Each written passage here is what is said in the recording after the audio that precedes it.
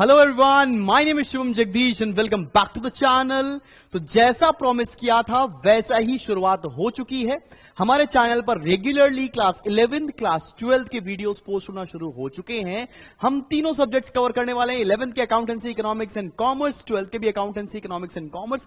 12th के तो videos आपको 3 मिल चुके हैं अकाउंटेंसी के। आप जाएं और प्लेलिस्ट को पूरा देख लें और लाइन बाय लाइन उस पर वीडियो आता रहेगा। और ये पहला वीडियो है हमारा इकोनॉमिक्स का। लाइकवाइज इकोनॉमिक्स के भी सारे वीडियोस यहां से मिलना शुरू हो जाएंगे देयर आफ्टर कॉमर्स। ठीक है ना, थोड़ा टाइम जरूर लगता है बिकॉज चीजें और टाइम की थोड़ा क्रंच रहता है, लेकिन ठीक है, जैसा प्रॉमिस किया है वैसा आपको आईएससी डेडिकेटेड सिलेबस यहां पे कवर होता मिल रहा होगा। एंड इनफैक्ट अगर आप बच्चे सीबीएसई के हो और आपको लगता है कि मुझे सीबीएसई का कंटेंट कहां देखने को मिलेगा, तो डिस्क्रिप्शन में लिंक है।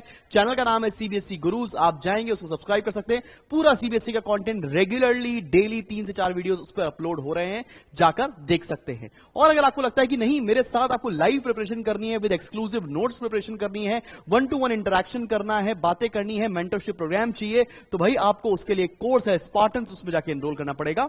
अगर चाहे तो आप उसमें एनरोल कर सकते हैं, लिंक डिस्क्रिप्शन में है। तो चलिए शुरू करते हैं आज की क्लास। और टॉपिक का नाम जैसे कि यहां पर क्लियरली दिख रहा है, demand and law of demand. बहुत सारे बच्चे मुझसे ये भी पूछे थे, सर आपने वीडियो तक डिले क्यों पोस्ट किया।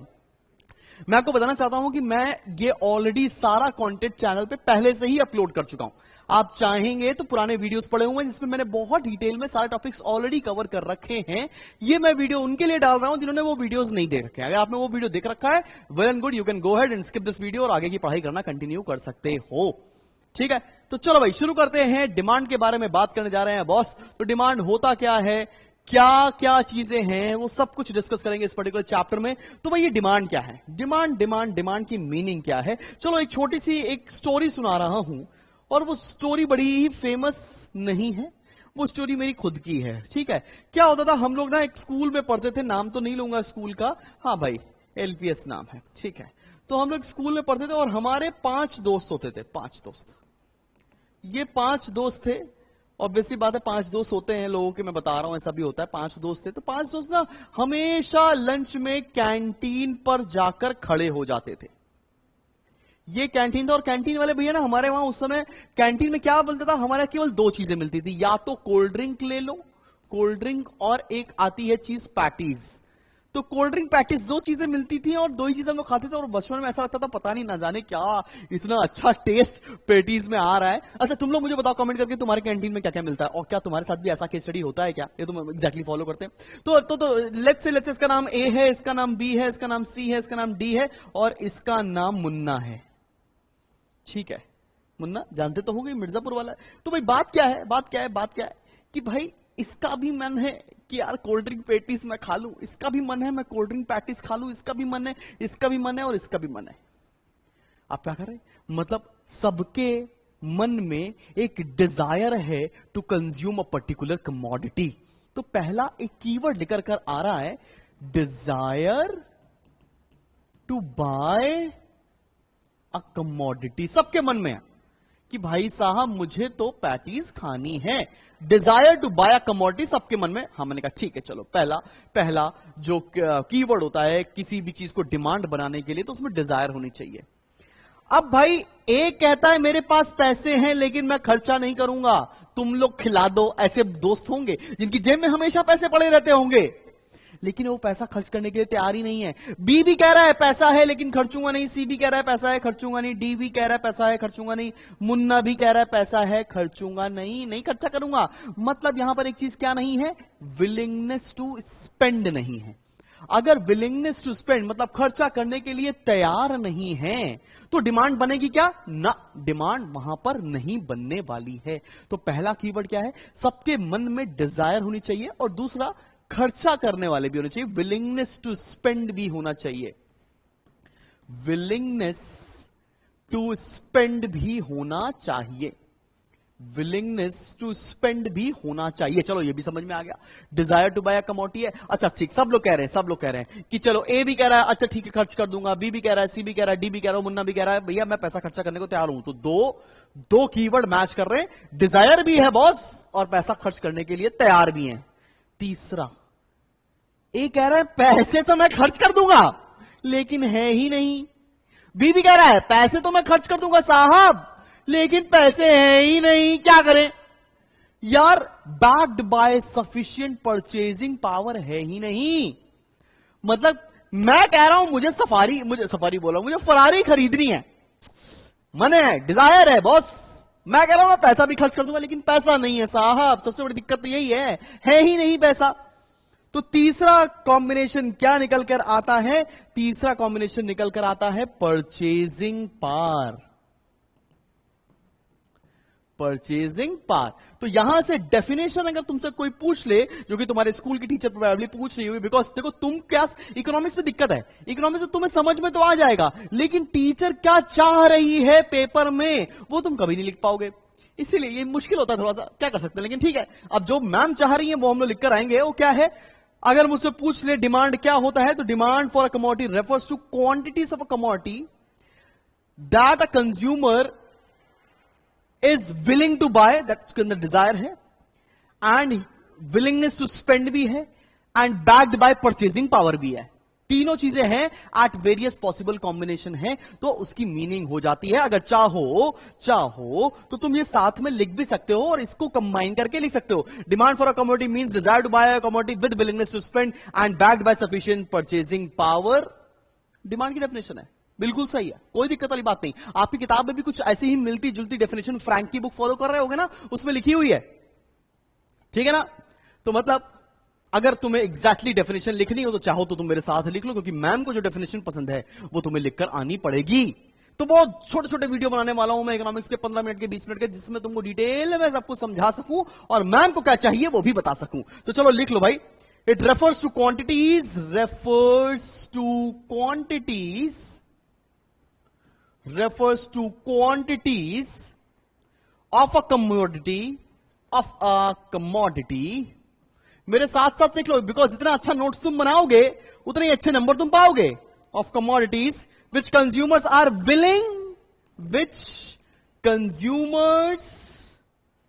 आर विलिंग, ये डिजायर हो गया, एंड एबल टू परचेज, ये परचेजिंग पावर हो गई, and able to purchase, consumers are willing and able to purchase at various possible prices. At various possible prices. During a year. During a year. अब समझ में आया? हाँ साहब, अब समझ में भी आ गया। सर समझ में भी आ गया, और हम वो डेफिनेशन लिखकर भी आ जाएंगे जो मैम को चाहिए, ताकि बोर्ड में नंबर आ जाए। ठीक है ना बॉस? समझना इसलिए कि सीयूटी क्लियर हो जाए, और लिखकर इसलिए आना है कि मैम प्री बोर्ड में, बोर्ड में नंबर दे दें। ठीक है, सॉर्टेड। अगर समझ में आ गया है तो कमेंट करके बताओ। और जितने बच्चों को स्कूल में इकोनॉमिक्स में नंबर नहीं मिलते हैं जस्ट बिकॉज मैम को बुकिश लैंग्वेज पसंद है और तुम्हें नहीं, वो भी कमेंट करके बताना। और एक टेलीग्राम का लिंक दिया है, फटाफट से ज्वाइन कर लो, इसमें मैं एक्सक्लूसिव नोट्स और जैसे चैप्टर खत्म होगा एक टेस्ट कंडक्ट कराऊंगा। ठीक है, तो चलो चलो चलो चलो चलो अगले टॉपिक की तरफ बढ़ रहे हैं। मीनिंग ऑफ डिमांड क्लियर हो गया ही बच्चा पार्टी को, और अगला टॉपिक हम जैसे ही बढ़ेंगे और तुम्हें लगेगा कि क्या बात है, क्या टॉपिक आ गया है, हम बात करने जा रहे हैं टाइप्स ऑफ डिमांड की। अब यहां पे बहुत सारे टाइप्स हैं डिमांड की जो हमें समझना है। मैं कोशिश करूंगा अब समझा दूं आपको। तुम्हें एक काम ये करना है, तुम्हें इसके नोट्स प्रॉपर अपने आप बनाने हैं, इंस्टाग्राम पे निकालने हैं, टैग करना है मुझको, मैं देखूंगा तुमने नोट सही बनाए कि नहीं बनाए। नोट्स अपने आप बनाए, जितना अपने आप नोट्स, जितना सेल्फ स्टडी करोगे उतना मजा आ जाएगा तुमको। और अगर सेल्फ स्टडी ही नहीं कर रहे हो तो मैं तुमको लिख के बता रहा हूं, नंबर तो और पढ़ाई बहुत दूर हो जाएगी आपसे। सेल्फ स्टडी खुद ही करनी है। इकोनॉमिक्स ऐसा सब्जेक्ट है यार, इसमें पागल हो जाना यार, ऐसा इतना रियलिस्टिक सब्जेक्ट कौन सा होता है यार। आओ चलो बात करते हैं इंडिविजुअल डिमांड। इंडिविजुअल एक बंदे की डिमांड इंडिविजुअल डिमांड है। आसान बात है, एक बंदे की डिमांड जो है वो इंडिविजुअल डिमांड है, मतलब quantities of commodity that an individual consumer is willing to purchase. Sir definition कैसे याद करूंगा? यहां पे क्या लिखे, एक पढ़ी है ना, quantities of commodity which consumers are willing, नहीं, which an individual consumer is willing and able to purchase at different possible prices during a year. बिल्कुल सही डेफिनेशन है, समझ में आ रही ना तुमको बात? एक बंदे की डिमांड इंडिविजुअल डिमांड, कई सारे बंदों की डिमांड को अगर हम ऐड कर दें तो वो हो जाएगी मार्केट डिमांड। क्या तुमको मीनिंग अपने शब्दों में समझ में आ रहा है कि नहीं आ रहा है? कोई दिक्कत वाली बात तो नहीं है? सर इसमें क्या, अब अगर मार्केट डिमांड की डेफिनेशन लिखकर आ जाएगी तो क्या होगा भाई? देखो, एक लोग इंडिविजुअल, कई सारे लोग हाउस होल्ड, एक लोगों की डिमांड को इंडिविजुअल डिमांड, कई सारे लोगों को जब क्लब करेंगे तो कीवर्ड आ जाता है हाउस होल्ड। कैसे डेफिनेशन लिखकर आओगे मार्केट डिमांड की? Quantities of a commodity which households are willing and able to purchase at various possible prices during a year.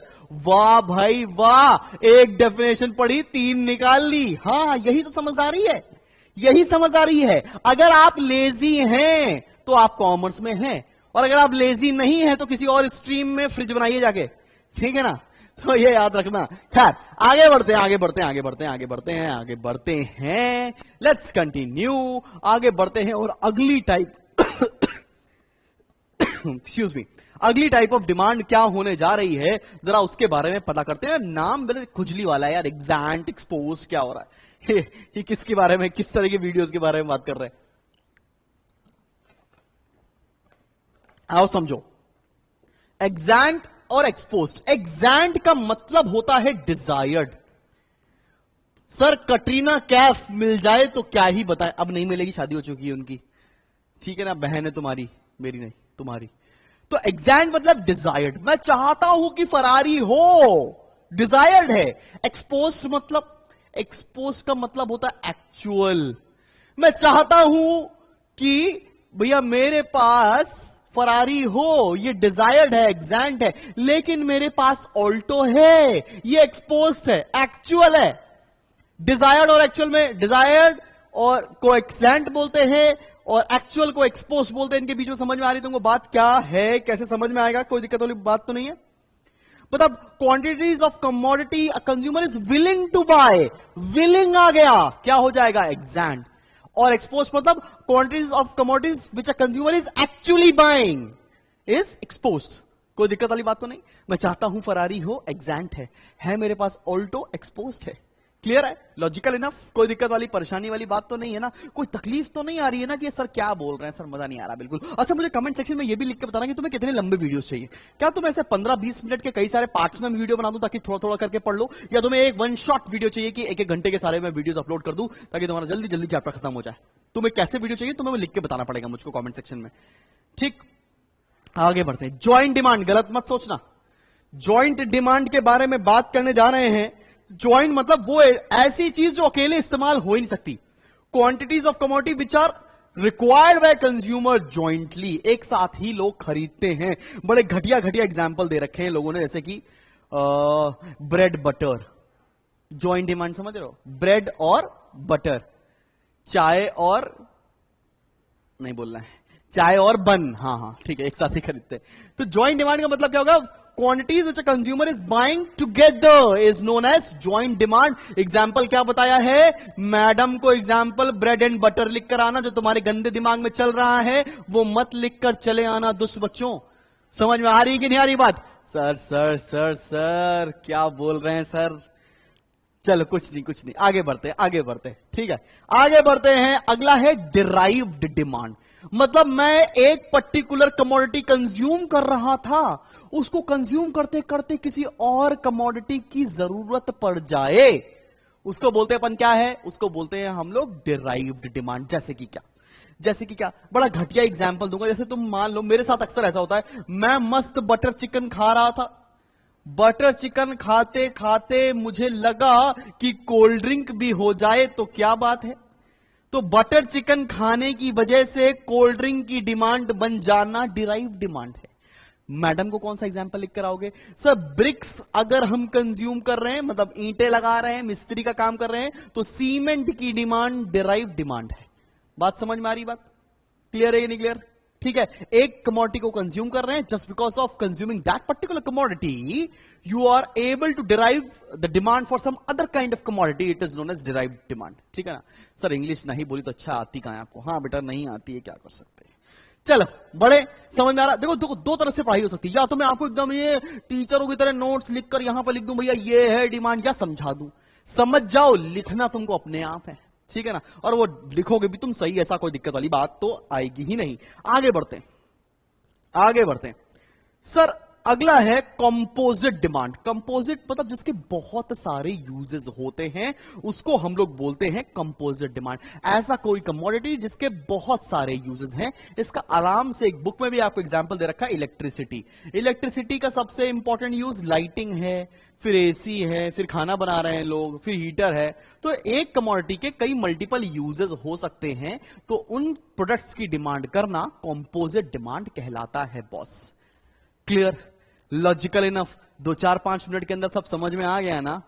चलो बहुत बढ़िया, बहुत बढ़िया। अच्छा, मुझे ये लिख के बताना कितने बच्चे कोलकाता से हैं जो पढ़ रहे हैं। Dedicated to Kolkata because I am very soon coming to Kolkata. ठीक है ना? आगे बढ़ रहे हैं बॉस। आगे है हमारा लॉ ऑफ डिमांड। और लॉ ऑफ डिमांड के ऊपर हमको बात करने आनी, बड़ा आसान टॉपिक है। इसका आंसर कैसे लिखना है मैं ये भी बताऊंगा आपको, और उसके लिए टेलीग्राम आपको ज्वाइन करना पड़ेगा ताकि मैं आपको आंसर राइटिंग प्रैक्टिस भी करा सकूं। और तुम्हें और डिटेलिंग में आंसर राइटिंग प्रैक्टिस कर रही है तो स्पार्टन्स का कोर्स है, जिसमें मैं आपको आंसर कैसे लिखना है हाथ पकड़ कैसे सिखाऊंगा कि कैसे लिखते हैं आंसर। ठीक है ना? तो भाई लॉ ऑफ डिमांड क्या कहता है? बड़ा ही चिंटू लॉ है। लॉ ये कहता है कि जब भी किसी भी कमोडिटी की प्राइस बढ़ेगी उसकी डिमांड कम हो जाएगी। मैंने कहा ठीक है, चलो मानते हैं। और अगर किसी भी कमोडिटी का प्राइस कम हो जाए तो उसकी डिमांड ऑन द कॉन्ट्ररी बढ़ जाने वाली है। ये बोलता है लॉ ऑफ डिमांड। समझ में आ रही कि नहीं बात? अंग्रेजी में इसी बात को कहते तो अच्छा होता। वो क्या है? Other things remaining same, when price of a commodity rises its demand falls, and when price falls its demand rises. ये तो तुम अपने शब्दों में भी लिख सकते हो और मैम को पसंद भी आ जाएगा। हालांकि तुम पसंद नहीं हो मैम को, लेकिन ठीक है, आंसर पसंद आ जाएगा। काय को इतना घबरा रहे हो? तो चलो भाई, अगर इसी बात को हम ग्राफ के थ्रू बताएं, बिकॉज ग्राफिकल रिप्रेजेंटेशन बहुत इंपॉर्टेंट है और वहां पर नंबर कट जाएंगे तुम्हारे। तो चलो मैं आपको ग्राफ बना के दिखा रहा हूं। सबसे पहले इंडिविजुअल डिमांड का। इंडिविजुअल डिमांड मतलब एक बंदे की डिमांड। इधर ले रहे प्राइस, इधर ले रहे क्वांटिटी डिमांडेड बाय ए। ठीक है, प्राइस ले लिया, क्वांटिटी डिमांडेड बाय ए ले लिया, चलेगा, कोई दिक्कत वाली बात तो नहीं है। चलो भाई आओ, अब इसको मैं पोस्ट करके दिखाता हूं कि इसे अपन लोग कैसे बनाएंगे। लेट्स से प्राइस है हमारी 100, डिमांड है हमारी 500। फेयर इनफ, एज्यूम कर रहे हैं। फिर हमारा प्राइस फॉल होके हो गया 50 और डिमांड बढ़ के हो गई 1000, जो कि हो सकती है। भाई देखो, प्राइस फॉल हो रहा है, डिमांड बढ़ रही है, क्या ये लॉ ऑफ डिमांड को फॉलो कर रही है? हाँ भाई, बिल्कुल फॉलो कर रहा है लॉ ऑफ डिमांड को। अब इसी बात को तुम्हें डायग्राम के थ्रू कैसे बताना पड़ेगा, आओ देखो। मेरे साथ साथ अगर तुम ड्रॉ कर रहे हो डायग्राम तो मजा ही आ जाएगी तुमको। ये वीडियो देख रहे हो तो सबसे पहले पॉज कर लो, पेंसिल और पेन और कॉपी लेकर बैठ जाओ, स्केल लेकर बैठ जाओ और मेरे साथ बनाओ डायग्राम। ठीक है ना? तो ये हो गया एक्स एक्सिस और वाई एक्सिस। एक्स एक्सिस 0 और वाई एक्सिस। यहां पर है प्राइस और यहां पर है क्वांटिटी डिमांड। यहां पर है बच्चा प्राइस और यहां पर है क्वांटिटी डिमांड। प्राइस कितना है? पहले प्राइस है 50, फिर है 100 और डिमांड कितनी है? 500 और डिमांड कितनी है? 1000। अब बच्चा एक बच्चे लोग ना ब्लंडर करते हैं। वो ब्लंडर क्या है? वो प्राइस लेते समय पहले 100 लिख देंगे, बाद में 50 लिख देंगे। और कितने बच्चों ने किया जल्दी से बताओ लिखकर? ऐसा नहीं है भैया, स्केल पर पहले 50 आता है। इसका मतलब नहीं है कि यहां पर पहले 100 लिखा है तो हम पहले यहां 100 लिख देंगे। ऐसा मत कर देना गड़बड़ी, ठीक है ना? मुझे पता है इतना बेवकूफ नहीं है, इससे थोड़ा ज्यादा होंगे, लेकिन ठीक है, इट्स ओके। चलो बनाए बनाए बनाए बनाए बनाए बनाए। 100 पे कितना है? 500। तो 100 ये है, 500 ये है, तो पहला पॉइंट ऑफ इंटरसेक्शन तो ये आ गया। फिर 50 पर है 1000, 50 पर है 1000, दूसरा पॉइंट ऑफ इंटरसेक्शन तो ये आ गया। अब इन दोनों को अपन कर देंगे कंबाइन, डी और डी, ये हो गया डिमांड कर्व। ये एरो बनाना मत भूलना, ऊपर से नीचे की तरफ एरो बना रहे हैं, मतलब डिमांड इज डाउनवर्ड स्लोपिंग। अगला टॉपिक भी है इसके ऊपर, हमें डिस्कशन करना है। समझ में आ रही है बात? तो तुम्हें क्या ये डायग्राम बनाना आया इंडिविजुअल डिमांड का? ठीक है, लॉजिकल इनफ, कोई दिक्कत वाली बात तो नहीं है। आगे बढ़ूं, बना लिया तुमने। अब आते हैं अपन लोग मार्केट डिमांड का डायग्राम बनाने के लिए। मार्केट डिमांड का डायग्राम, ग्राफ बनाएंगे कैसे? चलो लेट्स से प्राइस है, ये क्वांटिटी डिमांड ऑफ ए था, अभी हमने यही बनाया ना। फिर यहां पर प्राइस है और ये है क्वांटिटी डिमांड ऑफ बी। चलो आओ देखते हैं, यहां पे प्राइस 100 था, डिमांड 500 थी, प्राइस 50 हो गया, डिमांड 1000 हो गई, अभी ये लिखा था। लेट्स से यहां पे प्राइस 100 था, डिमांड थी 200, यहां प्राइस 50 हो गया, डिमांड हो गई 400। फेयर इनफ, कोई दिक्कत वाली बात तो नहीं। अभी हमें निकालना क्या है, मार्केट डिमांड। मार्केट डिमांड का मतलब क्या होता है, मार्केट डिमांड मतलब दोनों की डिमांड को ऐड कर देना। मार्केट डिमांड कैसे निकालोगे, demand of A plus demand of B. Price कितना है, वही 100 और 50, 100 और 50, लेकिन डिमांड कितनी हो गई, यहां पर ए है 500, यहां है 2 700, तो टोटल आ गया 700। सिमिलरली यहां पर है 1000, यहां पर है 400, तो यहां कितना आ जाएगा 1400। आ रही ना बात समझ में, ये कैसे बना, ये समझ में आ गया आपको, कोई दिक्कत परेशानी तो नहीं ना। अब इसको प्लॉट करना भी दिखा दे, ये दोनों तो तुम प्लॉट कर सकते हो, ठीक है ना। चाहो तो इंडिविजुअली अलग से मैं प्लॉट करके दिखा भी देता हूं, ताकि बुक जैसी फील आ जाए आपको। ये एक्स एक्सिस है, ये 0, ये वाई एक्सिस है। अभी मैंने आपको प्लॉट करना भी सिखाया था, वैसे ही इसको प्लॉट कर देंगे। 50, 100, 500 और 1000, ठीक है ना। तो ये पहला पॉइंट आ रहा था, ये दूसरा पॉइंट आ रहा था, और ये डिमांड थी डाउनवर्ड स्लोपिंग ए की। सिमिलरली हम डिमांड बनाने जा रहे हैं अब बी की।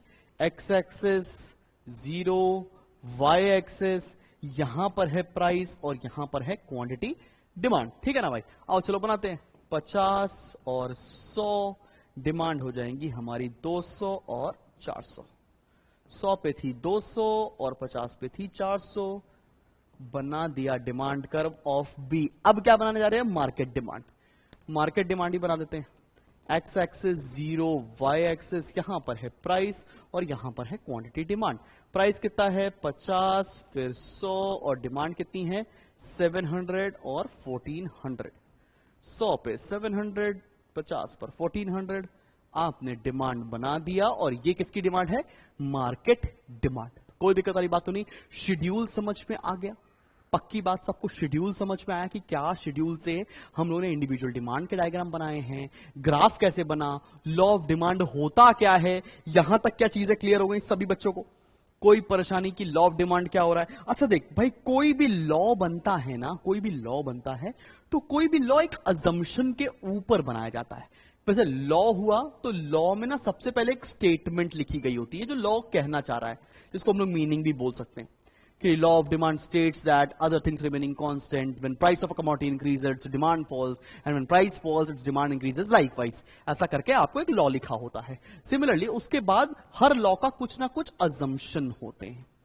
ये अजम्पशन क्या होता है, बिना अजम्पशन के लिए कोई भी लॉ नहीं बनाया जा सकता। अजम्पशन क्या है, अजम्पशन है वो सारे फैक्टर्स जो आप अगली क्लास में मेरे साथ पढ़ने वाले हो डिटर्मिनेंट्स में, ठीक है ना। जैसे क्या, there should be no change, मैं 2-3 लिख दे रहा हूं बस। There should be no change in income of the consumer, मतलब उसकी इनकम चेंज ना हो रही हो। दूसरा है there should be no change in taste, उसका टेस्ट और फैशन चेंज ना हो रहा हो। There should be no change in prices of substitute goods, prices of substitute goods, and likewise बहुत सारे असम्पशन दे रखे हैं जो आप पढ़ सकते हैं और डिटेल में समझ में आ जाएगा जैसे ही मैं डिटर्मिनेंट्स वाला टॉपिक आपके साथ शुरू करूंगा, जो कि नेक्स्ट क्लास में मैं शुरू करने वाला हूं। तो टेक अवे पॉइंट्स क्या हैं यहां पर, और तुम्हें क्या करना है आज का ये वीडियो देखने के बाद। तुमने यहां तक वीडियो देखना है, अपनी फ्रैंक बुक से तुमको यहां तक एक बार रीड करना है, एंड मेक श्योर जो जो टॉपिक मैंने जिस जिस ऑर्डर में पढ़ाए हैं वो उसी ऑर्डर में पढ़ें और नोट्स बना ले। नोट्स बनाने के बाद मुझे इंस्टाग्राम हैंडल पर टैग करना, सो दैट मैं ये चेक कर पाऊं कि जो तुमने नोट्स बनाए हैं वो ठीक से बनाए हैं या नहीं बनाए। अगर कुछ दिक्कत होगी तो मैं जरूर आपको इंस्टाग्राम पर बता रहा हूंगा कि ये गड़बड़ी की है आपने। और आपको क्या काम करना है, आपको ये वीडियो अपने क्लास टीचर, सब्जेक्ट टीचर से शेयर करना है, सो दैट वो ये बता सके कि आई ऑन द राइट ट्रैक और नॉट। और अगर मजा आ जाए तो क्लास ग्रुप में शेयर करो। मिलते हैं बहुत जल्दी नेक्स्ट वीडियो के साथ। So stay tuned to the channel. This is Shubham Jagdish, your ISC educator. Bye bye.